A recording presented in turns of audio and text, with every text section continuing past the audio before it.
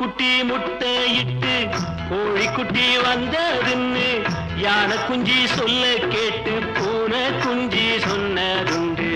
கதையில்ல சாமி இப்போ காணுது பூமி, இது மட்டும்தானா இன்னும் இருக்குது சாமி.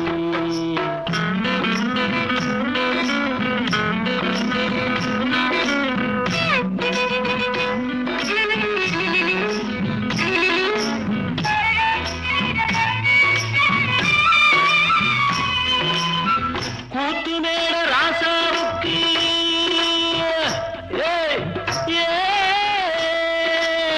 கூத்துமேட ராசாவுக்கு 102 பொண்டாட்டியா, 102 பொண்டாட்டியும் வாக்கு முட்டை போட்டதுவா பட்டத்து ராணி அது